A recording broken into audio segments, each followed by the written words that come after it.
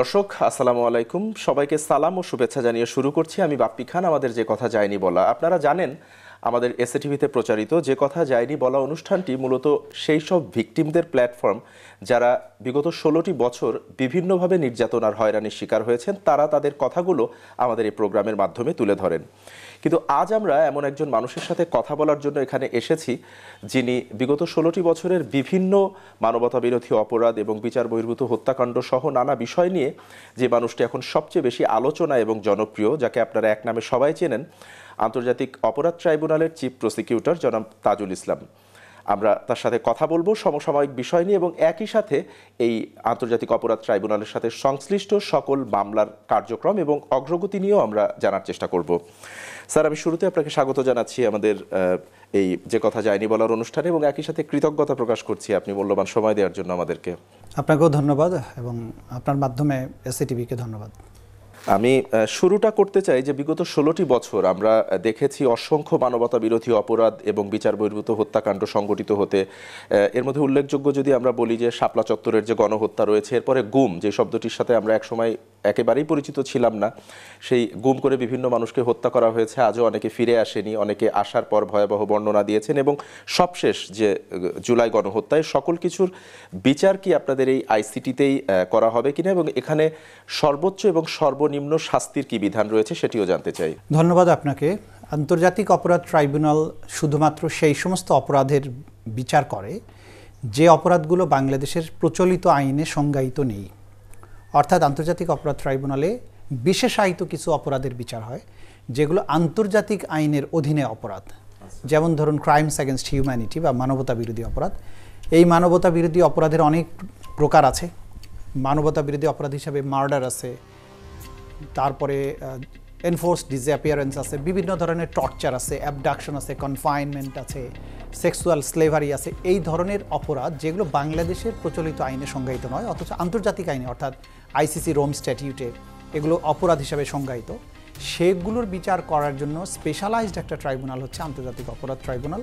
এবং এই ট্রাইব্যুনালের জন্য আইনটা প্রণয়ন করেছিল বাংলাদেশ 1973 সালে, যে আইনটার নাম হচ্ছে ইন্টারন্যাশনাল ক্রাইমস ট্রাইব্যুনালস অ্যাক্ট 1973।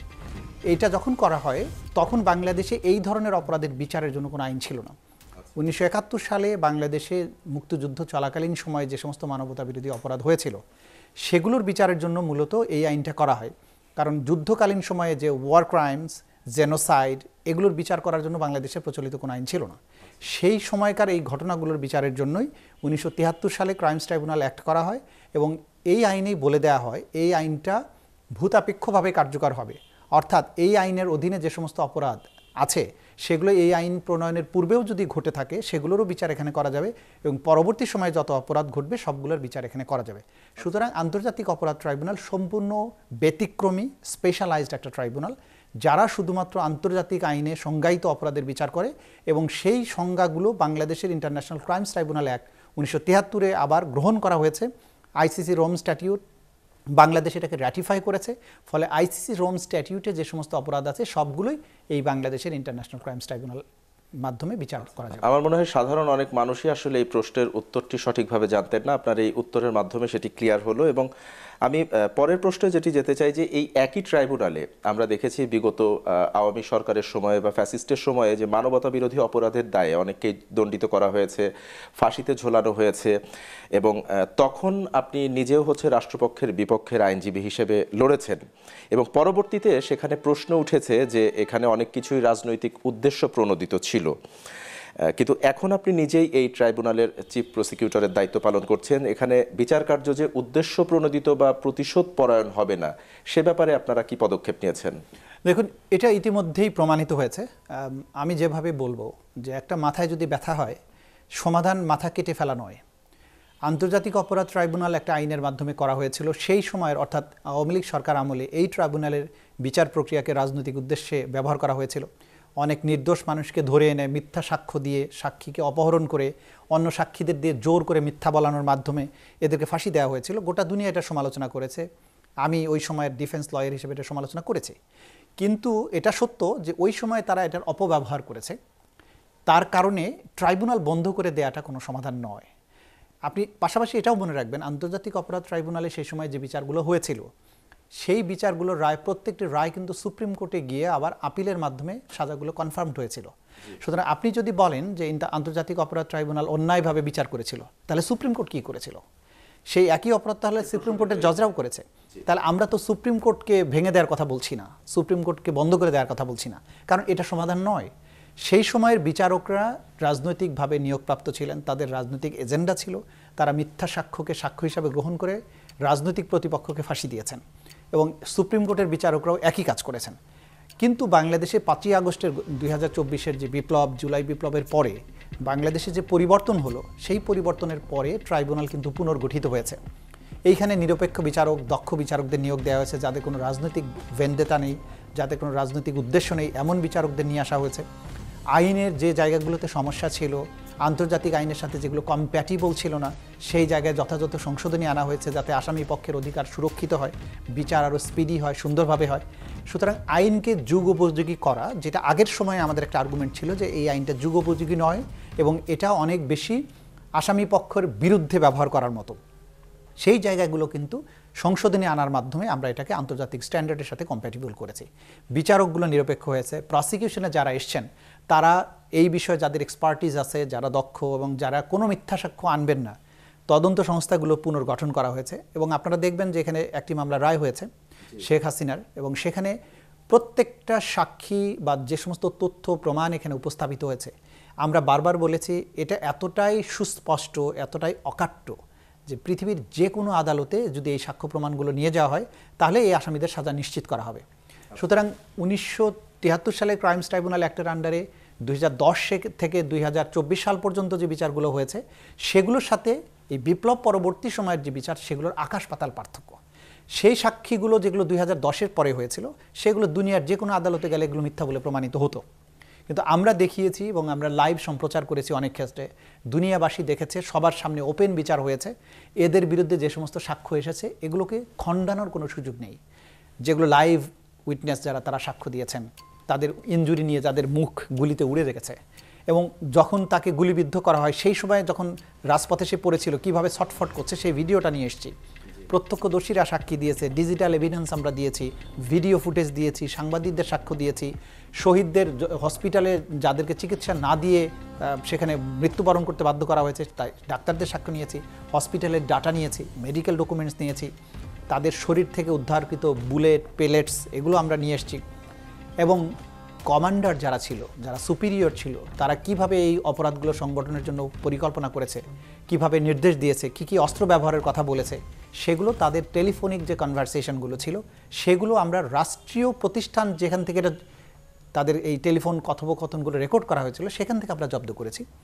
এবং সেগুলো দিয়ে সেগুলো আবার আন্তর্জাতিকভাবে এবং দেশীয় দুইভাবেই ফরেন্সিক করার মাধ্যমে এটা নিশ্চিত করা হয়েছে যে এই কথোপকথনগুলো এআই জেনারেটেড নয়, এটা জেনুইনলি তাদের কণ্ঠস্বর। সেই কণ্ঠস্বরের মধ্যে দিয়ে তারা যে সমস্ত কমান্ড করেছেন, যে পরিকল্পনা করেছেন, হেলিকপ্টার ব্যবহারের কথা বলেছেন, লেথাল ওয়েপন ব্যবহারের কথা বলেছেন, ড্রোন ব্যবহার করে আন্দোলনকারীদের শনাক্ত করে হত্যা করার কথা বলেছে, এগুলো আমরা দেখিয়েছি। সুতরাং আগের ট্রাইব্যুনালের সাথে এই ট্রাইব্যুনালের সাক্ষ্যের যে গুণগত মান, এটা আকাশ এবং পাতালের পার্থক্য।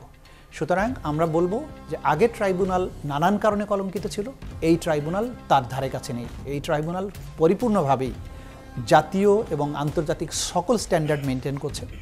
এখানে কোনো মিথ্যা সাক্ষ্য দেওয়া হয়নি, একটিও না, ভবিষ্যতেও দেওয়া হবে না। এবং এখানের বিচার প্রক্রিয়া ট্রান্সপারেন্ট, এখানে কাউকে অন্যায়ভাবে ভিক্টিমাইজ করা হচ্ছে না।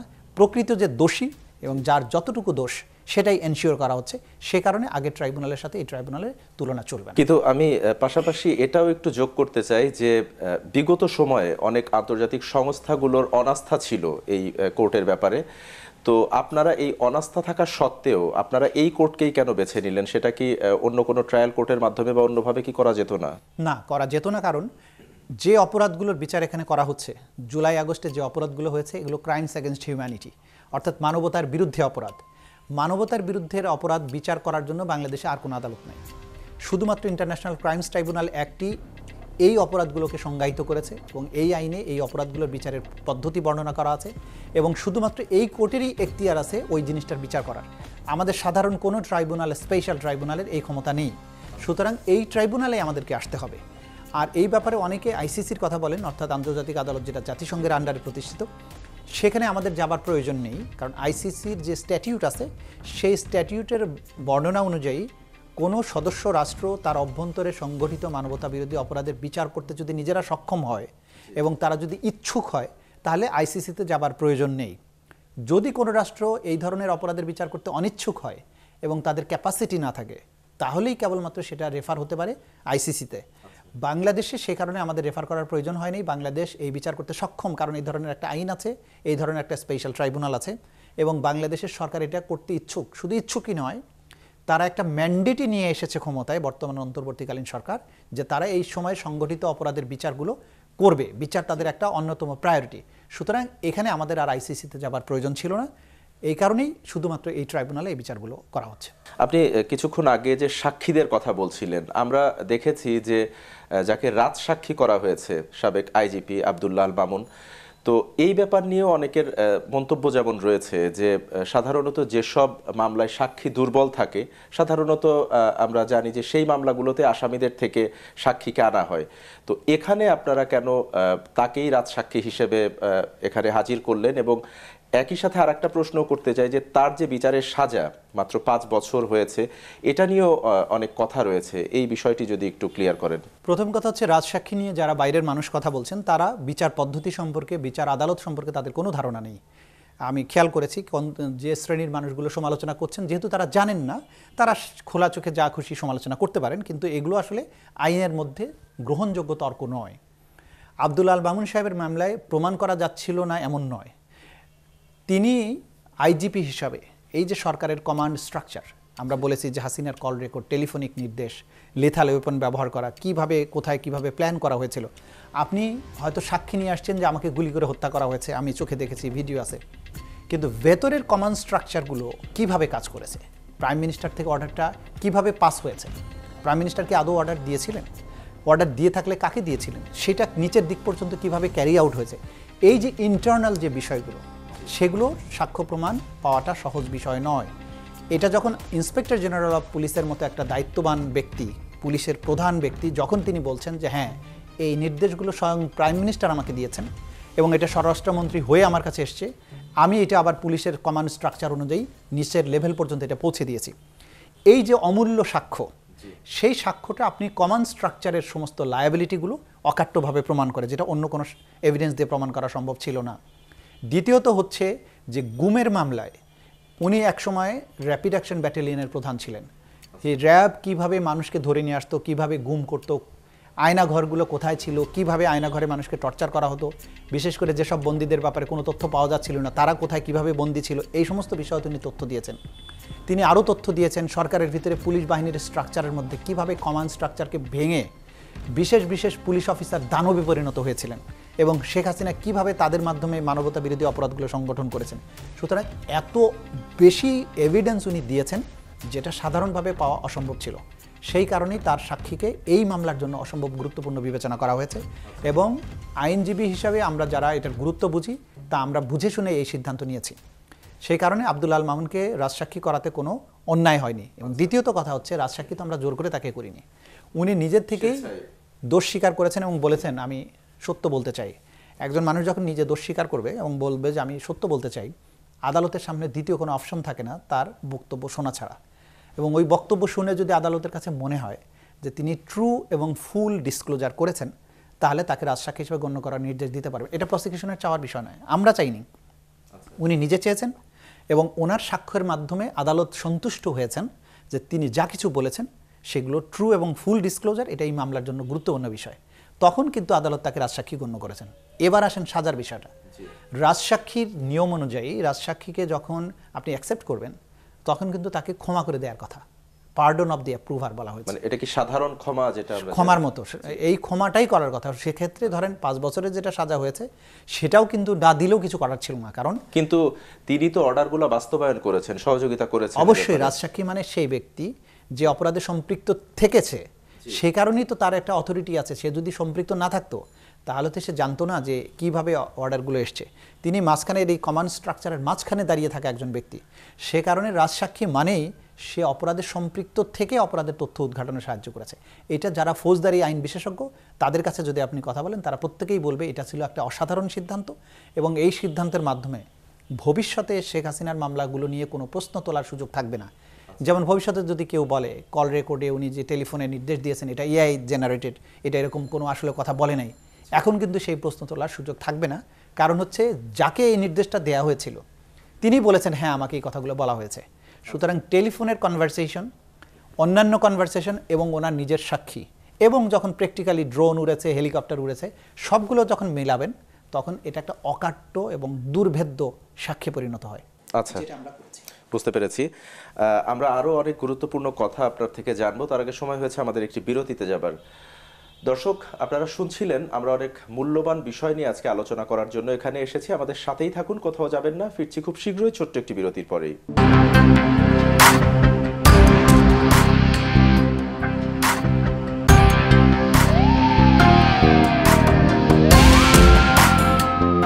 দর্শক, বিরতির পর আরও একবার স্বাগত জানাচ্ছি। আপনারা দেখছেন যে কথা যায়নি বলা। আজ আমরা এসেছি আন্তর্জাতিক অপরাধ ট্রাইব্যুনালে বিশেষ একজন মানুষের সাক্ষাৎকার নিতে।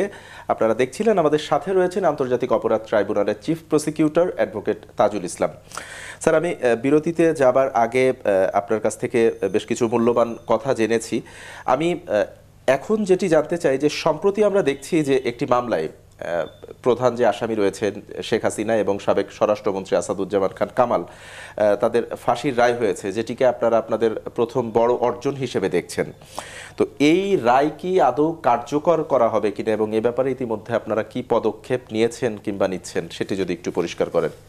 রায় দেয়াই হয় কার্যকর করার জন্য, কিন্তু আসামি দুজন পলাতক আছে, এবং যে রাষ্ট্রে তারা পালিয়ে আছেন সেই রাষ্ট্রের কাছে বাংলাদেশের পক্ষ থেকে আনুষ্ঠানিকভাবে যে অনুরোধ জানানো তাদেরকে প্রত্যার্পণের ব্যাপারে, সেই প্রত্যার্পণের অনুরোধ করা হয়েছে। আমরা যতটুকু জানতে পেরেছি একজনকে ফেরত দেওয়ার ব্যাপারে একটা ইতিবাচক কথাবার্তা চলছে, আরেকজনের ব্যাপারে খুব স্পষ্ট ডিসিশন হয়নি, দেখা যাচ্ছে সেটার জন্য চেষ্টা করা হচ্ছে। কারণ ভারতের সাথে বাংলাদেশের অপরাধীর বহিঃসমর্পণের চুক্তি আছে, এবং সেই চুক্তির শর্ত অনুযায়ী তাদেরকে ফেরত আনার চেষ্টা করা হচ্ছে। এর বাইরেও ইন্টারপোলকে ব্যবহার করার চেষ্টা করা হচ্ছে। আচ্ছা, সুতরাং যতদিনই তাদের গ্রেপ্তার করা না যাবে ততদিন তো কার্যকর করা যাবে না, কিন্তু যখনই তাদেরকে বাংলাদেশের ভৌগোলিক সীমারেখার মধ্যে পাওয়া যাবে তখনই তাদের গ্রেপ্তার করা হবে এবং সেই সাজা কার্যকর করার সুযোগ তৈরি হবে। সুতরাং এইটা রাষ্ট্রের পক্ষ থেকে যতটুকু ভাবার, রাষ্ট্রের পক্ষ যতটুকু করা সম্ভব সেটা করা হচ্ছে। একান্ত যদি না পাওয়া যায় সেই সাজা মাথায় নিয়ে, মৃত্যুদণ্ডের সাজা মাথায় নিয়ে কেউ যদি সারা জীবন বাংলাদেশের বাইরে পালিয়ে বেড়াতে চায় সেটা ভিন্ন কথা, কিন্তু বাংলাদেশ যখনই তাকে আইনের আওতার মধ্যে পাবে অবশ্যই তাদের সেই সাজা কার্যকর করবে। তা আমরা খুব সম্প্রতি পররাষ্ট্র উপদেষ্টার একটি বক্তব্য গণমাধ্যমে এসেছে যে ভারত সরকার প্রধান আসামিকে ফেরানোর ব্যাপারে কোনো ধরনের কোনো সহযোগিতা করছে না। তো সরকারের ভেতর থেকেই যদি আমরা এমন বক্তব্য জানতে পারি, তাহলে সেই ক্ষেত্রে কি যে বিচারের রায়টি হয়েছে সেটি নিয়ে কি আসলে হতাশার সৃষ্টি হয় কিনা? আমরা কোনো হতাশা দেখি না। সরকারের পক্ষ থেকে যতটা সম্ভব সেটাই চেষ্টা করা হবে। একজন আসামিকে ফেরত আনার জন্য ডিপ্লোম্যাটিক চ্যানেলে চুক্তির মাধ্যমে যতটুকু যাওয়া সম্ভব ততদূর পর্যন্ত বাংলাদেশ যাবে। একান্ত না পারলে সেটার জন্য তো আর যুদ্ধ ঘোষণা করা যাবে না। সুতরাং এই বাস্তবতা মানতে হবে, এবং আপনি যদি মৃত্যুদণ্ড মাথায় নিয়ে কেউ বাংলাদেশের বাইরে পালিয়ে থাকে সেটাও যে সাজার কোনো ইম্প্যাক্ট হলো না এটা মনে করার কোনো কারণ নেই। এটার একটা ইম্প্যাক্ট অবশ্যই আছে, এবং রাষ্ট্র তার সর্বোচ্চটা করার চেষ্টা করছে, যেটু সাধ্যের বাইরে সেই ব্যাপারে কোনো কিছু আসলে আশা করা তো যাবে না। জি, এই বিচার কার্য পরিচালনা করতে গিয়ে আমরা দেখেছি যে ভয়ঙ্কর সব ঘটনা আর হিংস্রতার বিভিন্ন তথ্য উঠে এসেছে। তো এটার পাশাপাশি একই সাথে জানতে চাই যে আপনারা যারা এই দায়িত্বে নিয়োজিত রয়েছেন, আপনাদের উপরে কি কেউ কোনো ধরনের কোনো হুমকি বা থ্রেট রয়েছে কিনা, এবং বর্তমান যে অন্তর্বর্তী সরকার রয়েছে তারা আপনাদের সেফটির ব্যাপারে কি ব্যবস্থা নিয়েছেন? দেখুন, হুমকি এবং থ্রেট এগুলো চ্যালেঞ্জ, এগুলো থাকবে, এগুলোকে আমরা খুব বড় বিষয় মনে করি না। রাষ্ট্রের পক্ষে যতটুকু নিরাপত্তার ব্যবস্থা নেওয়া দরকার রাষ্ট্র সেটা করছে, সেটা নিয়ে আমরা সন্তুষ্ট আছি।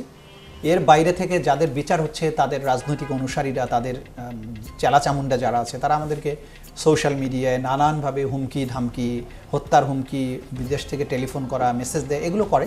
এগুলো আমরা খুব নিচু শ্রেণীর কাজ মনে করি, এগুলোতে আমাদেরকে বিচলিত হবার মতো আমরা কিছু মনে করছি না। তবে থ্রেট তো ডেফিনেটলি আছে, যে যাদের নেত্রী বা তাদের যারা অপরাধের সাথে সম্পৃক্ত ছিল, যে বিশাল একটা গোষ্ঠী, তারা তো এটার প্রতিশোধ নেবার চেষ্টা করতেই পারে। বাট সেই ব্যাপারে আমাদের প্রসিকিউশন, আমাদের ইনভেস্টিগেশন এজেন্সি কেউ কোনো রকমের ভীত সন্ত্রস্ত নয়। আমরা আমাদের দায়িত্ব পালনের ব্যাপারে দৃঢ় প্রতিজ্ঞ, এই দেশে যে অপরাধ হয়েছে তার বিচার আইন অনুযায়ী আমরা দেওয়ার চেষ্টা করছি। আমাদের কোনো ব্যক্তিগত জিঘাংসা নেই, আমাদের কোনো ব্যক্তিগত উচ্চাকাঙ্ক্ষা নেই, কোনো বিশেষ ব্যক্তির প্রতি আমাদের কোনো প্রতিশোধ পরায়ণতাও নেই। আমরা চাই বাংলাদেশের জাস্টিস, যে শহীদেরা জীবন দিয়েছেন, যাদেরকে ইনোসেন্ট মানুষকে হত্যা করা হয়েছে, যাদেরকে গুম করা হয়েছে, যাদেরকে ক্রস ফায়ারে হত্যা করা হয়েছে, এই সব মানুষদের জন্য আমরা যদি ন্যায় বিচার নিশ্চিতের মাধ্যমে তাদেরকে সামান্য শান্তিও দিতে পারি, সেটাই আমাদের বড় প্রাপ্তি। সুতরাং আমরা আমাদের এই প্রাপ্তির জন্য আইনসম্মত উপায়ে যা করা দরকার সেটা করছি। আচ্ছা, এই যে বিগত সময়ে যে গুম হয়েছে, আমরা যে শব্দটির সাথে আমি শুরুতেই বলছিলাম, আগে একটা সময় আমরা পরিচিত ছিলাম না, এই যে ভয়ঙ্কর সব তথ্য এখন সামনে উঠে আসছে 5ই আগস্টের পরে, তো এই যারা গুম হয়েছে এই সংখ্যাটা আনুমানিক কি হতে পারে বলে আপনাদের কাছে তথ্য আছে? এবং পাশাপাশি এটাও জানতে চাই যে 5ই আগস্টের পরে যখন মাননীয় প্রধান উপদেষ্টা এই যেখানে রাখা হতো যেই বিভিন্ন সেলে, এই আয়নাঘরে, সেখানে পরিদর্শনে গেলেন, আমরা অনেকের কাছ থেকে এটা জেনেছি যে সেখানে খুব ব্যাপক পরিবর্তন আনা হয়েছে। এটির পেছনে কারণ কি বলে আপনি মনে করেন? প্রথমটায় আসছি, বাংলাদেশে গুম হওয়ার সংখ্যা তো বিভিন্ন আন্তর্জাতিক সংগঠনগুলো অতীত থেকে বলে আসছে। গুম কমিশন তদন্ত করেছে, প্রায় 3,500-এর মতো বা 4,000-এর মতো গুমের অভিযোগ আমরা পেয়েছি। আচ্ছা, সেখান থেকে নিখোঁজ আছে যারা কখনো ফিরে আসেনি এমন সংখ্যা, যদিও গুম কমিশনের কাছে সব মিলিয়ে 350 থেকে 400-র মধ্যে, কিন্তু প্রকৃত সংখ্যা এর চেয়ে বেশি হবে। কারণ অনেকেই এখন পর্যন্ত, অনেক পরিবার এই ব্যাপারে কোনো অভিযোগ করা বা কোনো ইনফরমেশন এখনো দেননি। আমরা অন্যান্যভাবে যারা গুমের সাথে সম্পৃক্ত ছিল, যারা এই হত্যাকাণ্ডের সাথে সম্পৃক্ত ছিল, এই সব এভিডেন্সগুলো কালেক্ট করতে গিয়ে বুঝতে পেরেছি যে যাদেরকে হত্যা করে লাশগুলোকে ডিসপোজাল করে দেওয়া হয়েছে তাদের সংখ্যা কোনো অবস্থায় 500, 600 বা তার চেয়েও বেশি।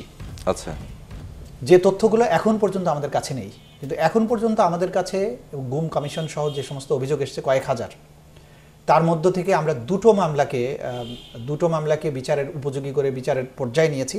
যেখানে একটিতে জেআইসি, যেটা সেখানে 26 জন ভিকটিম যাদেরকে গুম করে রাখা হয়েছিল বিভিন্ন সময়ে, কিন্তু তারা জীবিত ফেরত এসেছেন, তাদের ব্যাপারে একটা মামলা করেছি।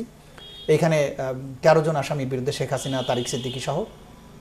টিএফআই সেলের ব্যাপারে আমরা ওইখানে 14 জন ভিকটিম যারা জীবিত অবস্থায় বের হয়ে এসছেন, তাদের কাহিনীগুলো নিয়ে একটা মামলা দায়ের করেছি। সেখানে 17 জন আসামি আছে। এই দুটো হচ্ছে জীবিত এবং সবচাইতে সৌভাগ্যবান ভিকটিম যারা, তাদের গল্প। আচ্ছা, এর বাইরে অসংখ্য কাহিনী এখনো আন্ডার ইনভেস্টিগেশন আছে। এবং এর মধ্যে যাদেরকে হত্যা করা হয়েছে, যাদের কোনো হোয়ার অ্যাবাউটস আজ পর্যন্ত জানা যায়নি, তাদেরকে কোথায় হত্যা করা হয়েছে, কবে হত্যা করা হয়েছে, লাশটা কোথায় ফেলা হয়েছে, এই যে তথ্যগুলো আমাদের কাছে অজানা, সেই বিষয়গুলোর উপরে ইন্টেন্সিভ তদন্ত চলছে।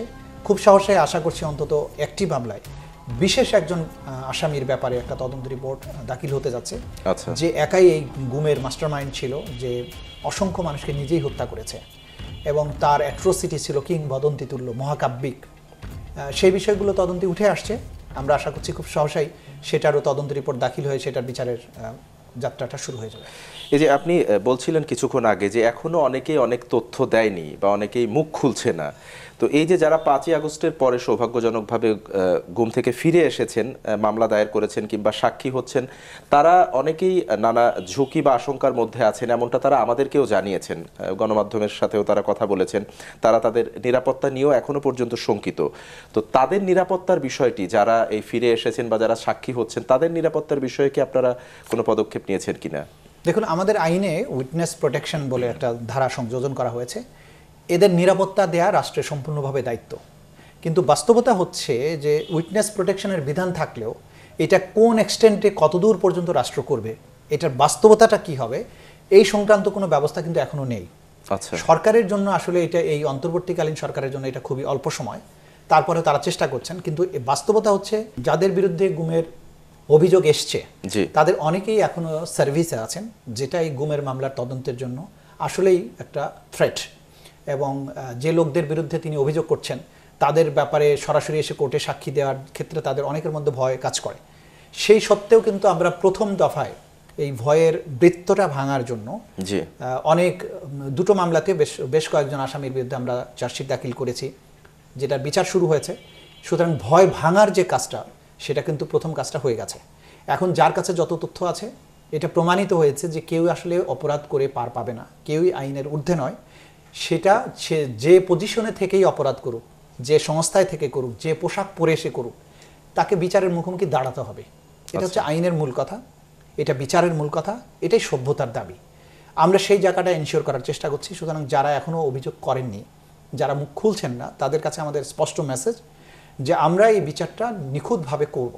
সুতরাং আপনারা নির্ভয়ে এসে আমাদের কাছে সাক্ষ্য দিতে পারেন। এই ট্রাইব্যুনাল, এই তদন্ত সংস্থা, এই প্রসিকিউশন, আমরা অবশ্যই প্রত্যেকটা পারপিট্রেটরকে আমরা বিচারের মুখোমুখি করবো ইনশাআল্লাহ। কিন্তু এই যে বিগত দিনে যারা এসব গুম কিংবা মানবতা বিরোধী অপরাধের সাথে জড়িত ছিল, এর মধ্যে অনেকেই কিন্তু এখনো নিজ পদে বহাল রয়েছেন, যেটির কারণে হয়তোবা যারা ভিকটিম রয়েছেন তারা এখন অনেক বেশি আতঙ্কে রয়েছেন। এই কারণে সেই ব্যাপারটা নিয়ে আপনারা কি ভাবছেন, বা সেই ব্যাপারে কোনো পদক্ষেপ এখনো কেন নেওয়া হচ্ছে না? আমরা পদক্ষেপ নিচ্ছি। যাদের বিরুদ্ধে অভিযোগ আসছে এবং যারা যেখানেই আছে তাদের বিরুদ্ধে যখনই চার্জশিট দাখিল হচ্ছে তখন কিন্তু সে আর সার্ভিসে থাকতে পারছে না, তাকে গ্রেপ্তার করা হচ্ছে। এবং গ্রেপ্তার করা মাত্রই কিন্তু তার কোনো চাকরি থাকবে না, সে যে পোস্টে থাকুক, পাবলিক সার্ভিসে থাকুক, জনপ্রতিনিধি হোক, সে যেখানেই থাকুক। সুতরাং আমরা যখন এই এভিডেন্সগুলোকে অকাট্যভাবে পেয়ে যাচ্ছি, তদন্ত রিপোর্ট যখন আমাদের হাতে এসে যাচ্ছে, তখনই আমরা তাদেরকে গ্রেপ্তার করার জন্য পিটিশন করছি। এবং গ্রেপ্তার হওয়া মাত্র বা ওয়ারেন্ট ইস্যু হওয়া মাত্র কিন্তু সেই লোকগুলো আর সার্ভিসে থাকছে না। সুতরাং এইটা একটা সেফগার্ড। এবং রাষ্ট্রে আমরা এমন একটা সময়ের মধ্য দিয়ে যাচ্ছি যে আমাদের আসলে রাষ্ট্রটা একটা ভঙ্গুর পর্যায়ে চলে গিয়েছিল। 5ই আগস্টের পরে গোটা পুলিশ বাহিনী পালিয়ে গিয়েছিল। এইরকম একটা ধসে পড়া রাষ্ট্র কাঠামোর মধ্য থেকে বেছে বেছে পুলিশকে নিয়ে এসে আবার কিন্তু আমাদের এই রাষ্ট্র চালাতে হচ্ছে, আইন শৃঙ্খলা রক্ষা করতে হচ্ছে, এবং তাদেরকে দিয়ে কিন্তু গ্রেপ্তার করতে হচ্ছে, তাদেরকে দিয়ে আবার আসামিকে বিচারের মুখোমুখি করতে হচ্ছে। একটা সমস্যা তো গিয়েছে, আমরা তো একটা চরম অবস্থার মধ্য দিয়ে গিয়েছি, এখন অনেকটাই সেটা স্থিতিশীল হয়েছে। বাকি যারাই আছে আমরা খুবই স্পষ্ট বলছি, যে যেখানেই থাকুক, যখনই আমরা তার ব্যাপারে চূড়ান্ত এভিডেন্সগুলো পেয়ে যাব, সে যেখানেই থাকুক তাকে অবশ্যই বিচারের মুখোমুখি। আচ্ছা, আমরা জানি যে কেউ আসলে আইনের ঊর্ধ্বে নয় এবং আইন সবার জন্যই সমান। তাহলে এই যে আমরা সম্প্রতি যে দেখলাম যে কয়েকজন সেনা অফিসারকে গ্রেফতার করা হলো, তাদের ক্ষেত্রে আমরা দেখলাম যে বিশেষ কিছু নিয়ম বা সুযোগ সুবিধায় যদি আমরা বলি যে তাদেরকে সেনানিবাসের ভিতরে বিশেষ জেলে রাখা হচ্ছে, এবং অনেকেই শঙ্কা প্রকাশ করেছেন সেখানে জেল কোড মানা হচ্ছে কিনা, বা তাদেরকে এইভাবে আলাদা, যেহেতু তারাও অপরাধী, তাদেরকে এইভাবে আলাদাভাবে রাখার বা ফ্যাসিলিটি দেওয়ার কারণটা কি আসলে? মূলত দেখুন, জেল অথরিটি অর্থাৎ সরকারের কিন্তু ক্ষমতা আছে আইন অনুযায়ী, যে কোনো জায়গাকে তারা সাব জেল আকারে বা জেল আকারে ডিক্লেয়ার করতে পারেন। এটা বাংলাদেশে আনপ্রেসিডেন্টেড না। বেগম খালেদা জিয়া এবং শেখ হাসিনাকে যখন গ্রেপ্তার করা হয়েছিল, তারা নিজ নিজ বাড়িতেই কিন্তু তাদেরকে সাব জেল আকারে রাখা হয়েছিল। এরশাদ সাহেবের ব্যাপারেও ওনাকে যখন তার বাড়িধারার বাসায় সেটাকে জেল আকারে ঘোষণা করা হয়েছিল। এটা আনপ্রেসিডেন্টেড না। এখন আপনি হয়তো ক্রিটিসিজম, জনগণের মনে নানান কথা থাকতেই পারে, রাষ্ট্রের ওই জায়গাটায়, রাজনীতির ওই জায়গাটায় কিন্তু আমাদের প্রসিকিউশনের পক্ষ থেকে আসলে বলার খুব বেশি সুযোগ নেই। তবে তারা যেখানেই আছেন সেটা একটি কারাগার, এবং সেখানে জেল কোড মেনেই তাদেরকে রাখা হচ্ছে বলে আমাদেরকে অবহিত করা হয়েছে। যেখানেই তারা থাকুন, যখনই সেটাকে জেল আকারে ডিক্লেয়ার করা হবে, সেটা একটা কারাগার, এবং সেই কারাগারের সকল বিধিনিষেধ তাদের ক্ষেত্রে প্রযোজ্য হবে। এবং আমরা যতটুকু জানতে পেরেছি, জেল কোড সেখানে প্রতিপালন করা হচ্ছে। এখন এর বাইরে যেটা বলছে যে তাদের এসি বাসে কেন আনা হচ্ছে, এটা তো যে বাসে করে তাকে আনা হচ্ছে সেটা কারাগারেরই একটা বাস। সুতরাং এটার মধ্যে দিয়ে আইনের কোনো ব্যত্যয় হয়। কিন্তু সাধারণ আসামিদের ক্ষেত্রে সরকার যেটা করতে পারে, তাদেরকেও এসি বাসে আনতে পারে। এটা রাষ্ট্রের সক্ষমতার ব্যাপার।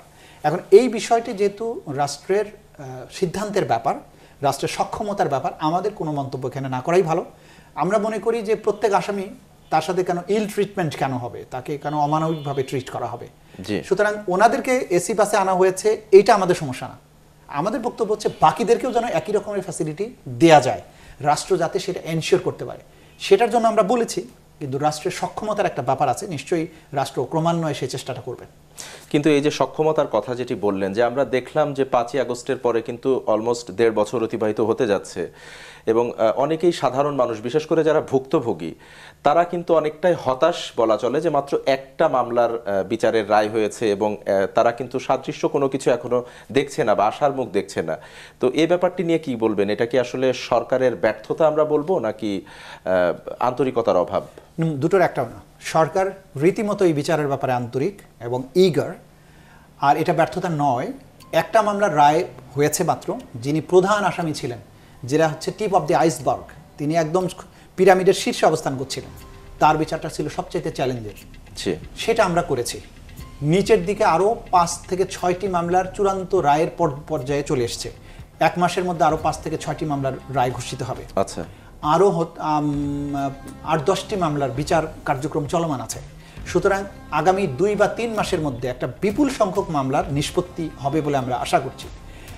জনগণ, সাধারণ মানুষের মধ্যে আইনের বিচার সম্পর্কে অতটা অভিজ্ঞতা তাদের নেই। তারা মনে করে বিপ্লব হয়েছে মানে আসামিদের ধরে আনবার ফাঁসিতে ঝুলিয়ে দেবে।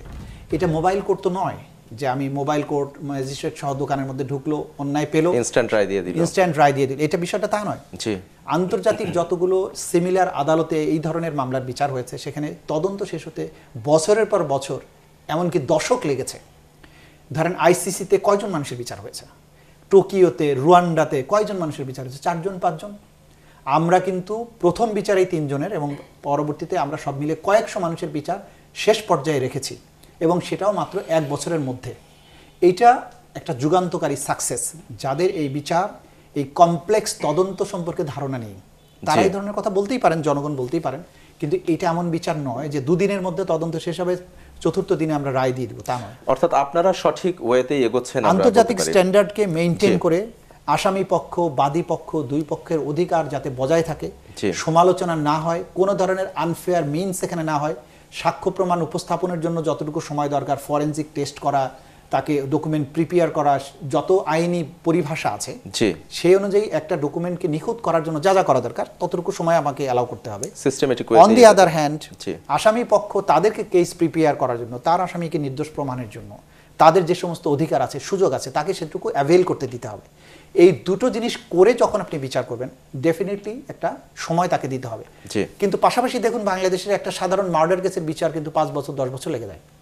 আমরা ক্রাইমস অ্যাগেনস্ট হিউম্যানিটি, যেখানে 1400 মানুষকে হত্যা করা হয়েছে, 25 থেকে 30 হাজার মানুষকে আহত করা হয়েছে, সেই মামলার বিচারে আমরা 8-10টা মামলার চূড়ান্ত পর্বে চলে এসেছি।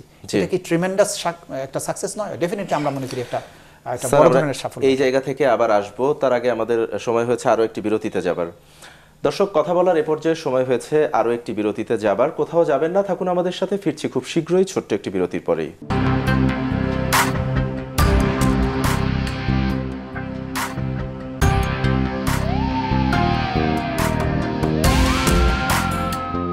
দর্শক, বিরতির পর আরো একবার স্বাগত জানাচ্ছি। আপনারা দেখছেন যে কথা যায়নি বলা। আমাদের সাথে অতি মূল্যবান কথা বলছিলেন আন্তর্জাতিক অপরাধ ট্রাইব্যুনালের chief prosecutor advocate Tajul Islam.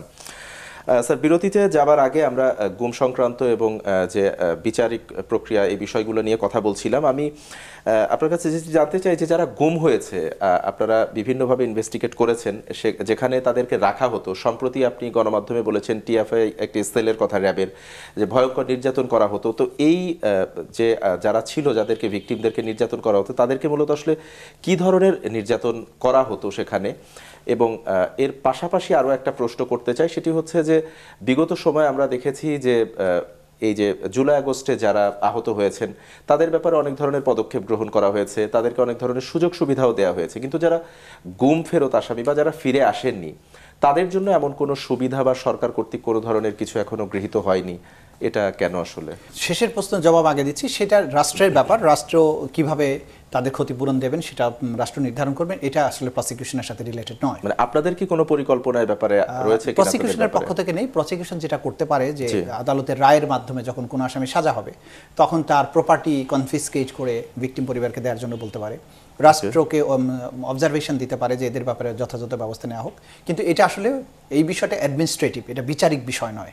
আচ্ছা, আপনি যেটা প্রথম প্রশ্ন করেছেন সেটা অসম্ভব গুরুত্বপূর্ণ, যে আসলে গুমের শিকার ব্যক্তিরা যে সমস্ত বন্দিশালায় ছিলেন সেগুলোর পিকচারটা কেমন।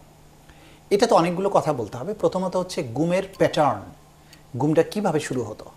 প্রথমে হচ্ছে মনিটর করা হতো তাদের মোবাইল ফোনগুলোতে। এনটিএমসি একটা প্রতিষ্ঠান আছে, সেখান থেকে মনিটর করা হয়। তার আগে এনএমসি নামে প্রতিষ্ঠান ছিল, এটা ডিজিএফআই চালাতো।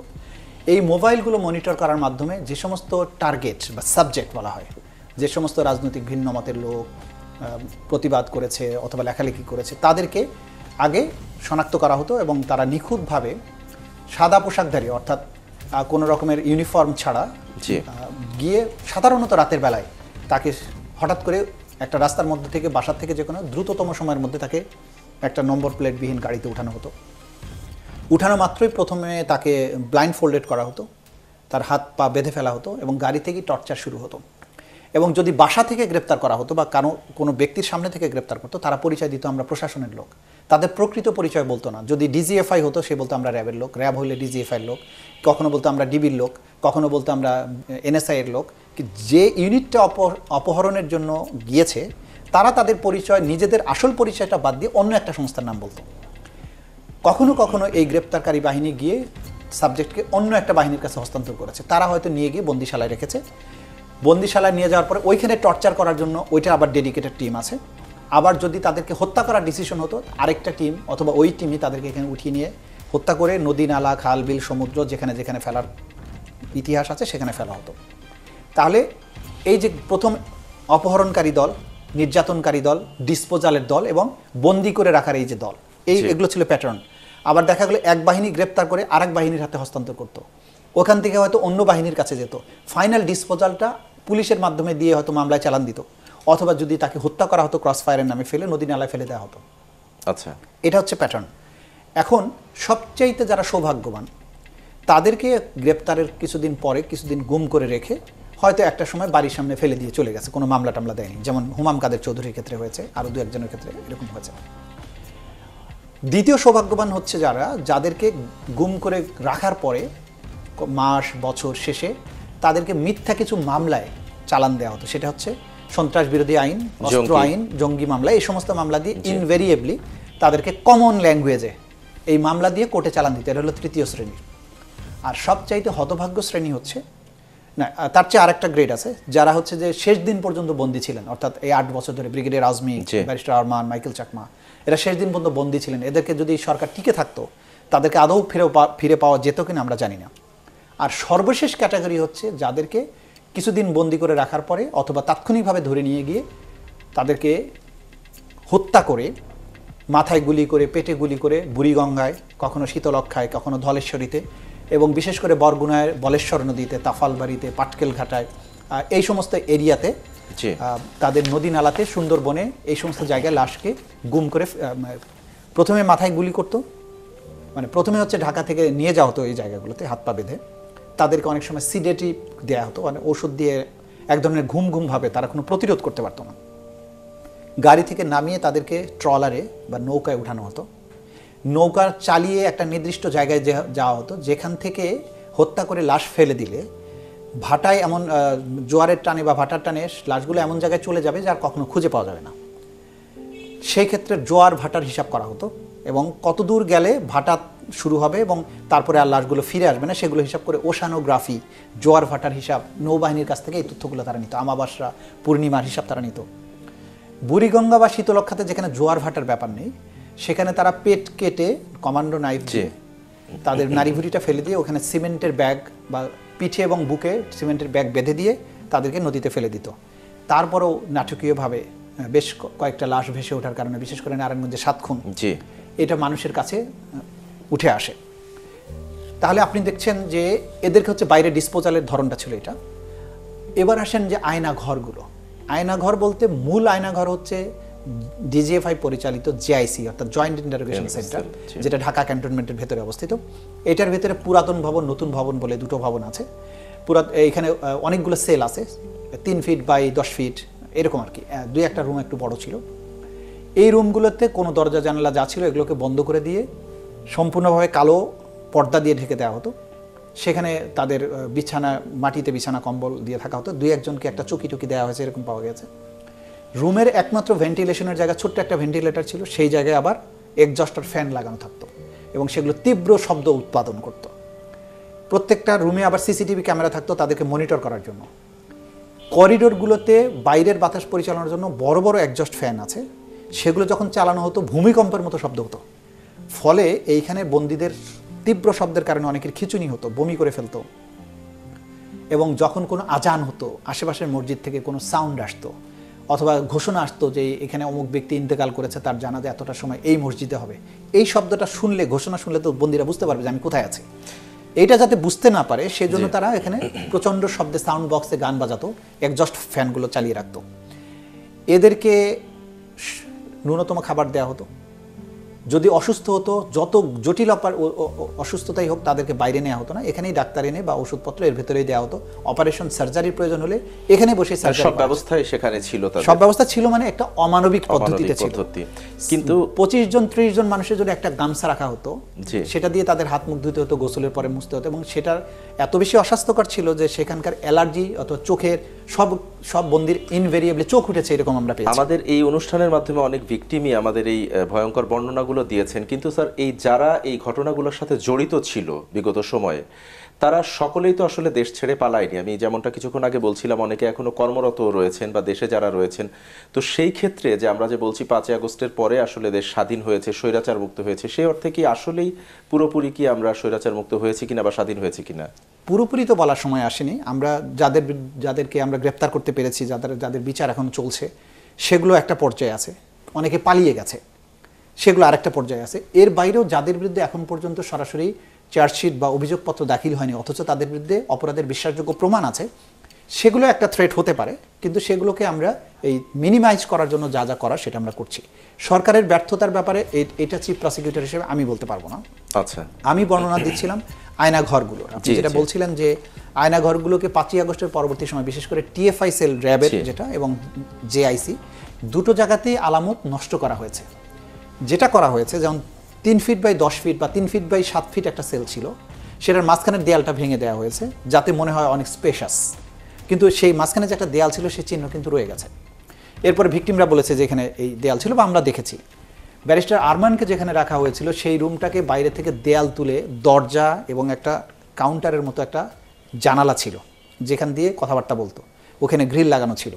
তো এই কাজগুলো কে বা কারা করেছে, যারা করেছে সেগুলো প্রমাণ। এবং 5ই আগস্টের পরে এই কাজ করা সম্ভব হলো কিভাবে? বা 5ই আগস্টের পরে সরকার এই গুম কমিশন গঠন করা বা বিচার শুরু করতে কিন্তু বেশ খানিকটা সময় লেগেছে, এবং তদন্তের প্রথম দিনই তো আপনি সব তথ্য পাননি। এগুলো তো আমাদেরকে বন্দীদের বর্ণনা শুনে শুনে আন্দাজ করতে হয়েছে যে এই বন্দিশালাটা কোথায় হতে পারে। আচ্ছা, সেই আন্দাজ করে করে গিয়ে নক করতে হয়েছে যে আপনাদের এখানে কি কি আছে দেখান। তারা কিন্তু প্রথমে সহযোগিতা করেনি, বলছেন আমাদের এখানে কোনো বন্দিশালা নেই, কোনো আয়নাঘর নাই। তখন খুঁজতে খুঁজতে বন্দীদের বর্ণনাগুলো শুনে এক ধরনের ম্যাপ আঁকা হতো মনে মনে, যে তাহলে এই রুমটার পরে পরবর্তীতে এমন একটা স্থাপনা আছে যেখানে এরকম থাকতে পারে। খুঁজতে খুঁজতে একটা রুম পাওয়া গেছে, দেখা গেল যে ওখানে দরজায় লেখা আছে রেশন ঘর। আগে এটা বন্দিশালা ছিল। বলছে এটা কি বলে, এটা রেশন ঘর। বলে চাবি নিয়ে আসেন। দেখা গেল যে বলছে না স্যার, চাবি তো নাই আমার কাছে। কোথায় গেল চাবি? যার কাছে আছে সে এখন ছুটিতে আছে। বলছে ওগুলো রাখেন, আমরা আপনাকে গ্রেপ্তার করবো, নাহলে এটা ভাঙবো। তখন হয়তো এক পর্যায়ে চাবি নিয়ে এসে খুলে দেখা গেল যে ভেতরে টর্চার সেল, ভেতরে যা যা থাকার কথা সেগুলো রয়ে গেছে। এইভাবেই সূচনা হয়েছে।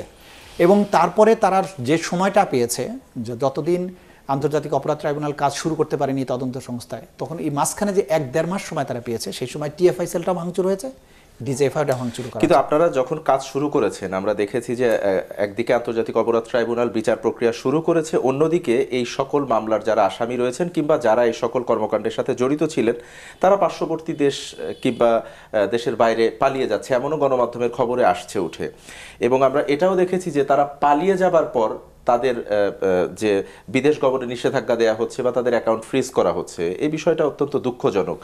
এই ব্যাপারটাকে আপনি কিভাবে ব্যাখ্যা করবেন? দেখুন, আমাদের পক্ষে আসলে প্রথমেই জানা সম্ভব নয় যে কোন ব্যক্তিটা এর সাথে জড়িত এবং তার বিরুদ্ধে আমরা আসলে তদন্ত রিপোর্ট পেতে যাচ্ছি। সুতরাং এই ফাঁকে যদি কেউ পালিয়ে যায়, এবং আমি আবারও বলছি যে আমরা একটা ধ্বংসপ্রাপ্ত রাষ্ট্র কাঠামো পেয়েছিলাম, এটা একটা কোনো প্রতিষ্ঠিত রাষ্ট্র কাঠামো নয়, এমন একটা রাষ্ট্র কাঠামো পেয়েছি যেখানে পুলিশ পালিয়ে গেছে, পার্লামেন্টের সকল সদস্য পালিয়ে গেছে, ক্যাবিনেট পালিয়ে গেছে, ভিসিরা পালিয়ে গেছে, মসজিদের ইমামরা পালিয়ে গেছে। সুতরাং এই কাঠামোর মধ্যে অপরাধীরা যে 15 বছর ধরে যারা ক্ষমতার কেন্দ্রবিন্দুতে থেকে অপরাধগুলো করেছে, তারা তাদের সাজানো যে সেট আপগুলো ছিল তাদের সহযোগিতায় পালিয়ে গেছে। এটা যাওয়াটা স্বাভাবিক ছিল। আচ্ছা, এই মুহূর্তে আমাদের পক্ষে, আমাদের একটা ক্ষুদ্র তদন্ত সংস্থার পক্ষে এটা বোঝা সম্ভব ছিল না যে কে কোথায় আছে, কারণ পুরো রাষ্ট্রযন্ত্র তখন আপনাকে সাহায্য করার মতো পজিশনে নেই। পুলিশ তখন পালিয়ে বেড়াচ্ছে, পুলিশ ছাড়া আপনি এগুলো বের করবেন কীভাবে?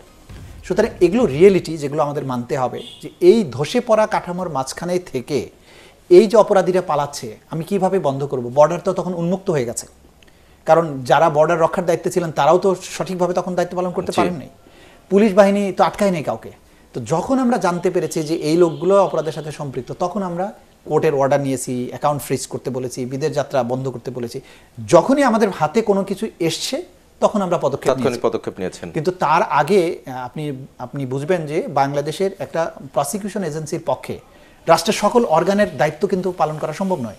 বর্ডারকে সিল করবে, ইমিগ্রেশনে তারা ফ্রড করেছে, তাদের পাসপোর্টকে লুকিয়ে অন্য নতুন পাসপোর্ট নিয়ে চলে গেছে, সেখানে হয়তো ইমিগ্রেশন অথরিটির কাছে যে ফিঙ্গারপ্রিন্ট যেগুলো থাকার কথা সেগুলো শেয়ার করা হয়নি বা সেগুলো শেয়ার করার সুযোগ দেয়নি, কারণ আগের প্রশাসনে তাদের লোকজন ছিল।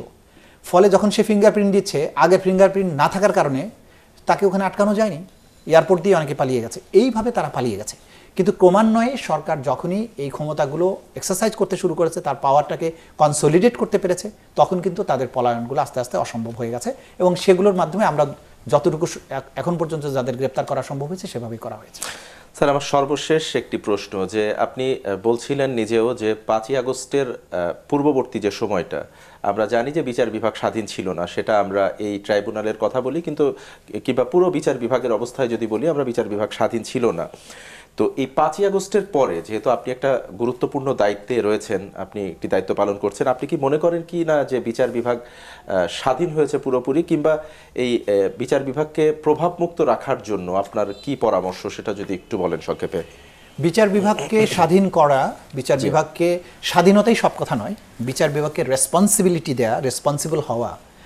স্বাধীন তো আগেও ছিল, আইনত সাংবিধানিকভাবে বিচার বিভাগ স্বাধীন ছিল, কিন্তু কি সব বিচারকরা ছিল যারা বলতো যে আমরা শপথবদ্ধ রাজনীতিবিদ, যারা বিচারকরাই সরকারের পক্ষে সরকার যা চাইতো তার চেয়ে বেশি দিয়ে নির্যাতন করতে সাহায্য করেছে, মিথ্যা জানা সত্ত্বেও নির্দোষ মানুষকে ফাঁসিতে ঝুলিয়েছে। সুতরাং স্বাধীনতা থাকলেই বিচার বিভাগ ভালো হয়ে যাবে এটা মনে করার কোনো কারণ নেই। আচ্ছা, যেটা লাগবে, বিচার বিভাগে সৎ যোগ্য মানুষকে নিতে হবে, যারা ন্যায় নীতি এবং ন্যায় বিচারের প্রশ্নে কোনো আপোষ করবে না। পাশাপাশি এই বিচার ব্যবস্থার একটা ইন্ডিপেন্ডেন্স লাগবে, যেই ইন্ডিপেন্ডেন্সটা এই বর্তমান সরকার দিয়েছে। পৃথক সচিবালয় হয়েছে এবং এখন যে বিচারক নিয়োগ করা হচ্ছে ওইরকম দেখে শুনে দক্ষ, নিরপেক্ষ, প্রভাবমুক্ত, ভয়ভীতিহীন, দুর্নীতি করবে না এমন লোকদেরকে। আচ্ছা, সুতরাং আগামীর বাংলাদেশের বিচার ব্যবস্থাকে সঠিক রাস্তায় নেওয়ার জন্য সরকার ক্রমাগত পদক্ষেপ নিচ্ছেন এবং এগুলো সুফল দিতে শুরু করেছে। কিন্তু এই পুরো সিস্টেমটা যেখানে নষ্ট করে ফেলা হয়েছিল, সেই জায়গাটা পরিপূর্ণভাবে কিওর করার জন্য 1 বছর সময় যথেষ্ট নয়। বাট সরকার অনেক দূর অগ্রসর হয়েছে, অনেক আইন প্রণয়ন করা হয়েছে, নতুন করে অনেক আইনকে সংশোধন করা হয়েছে, সুপ্রিম কোর্টকে আলাদা সচিবালয় দেওয়া হয়েছে। এটা একটা শুভ যাত্রা হয়েছে।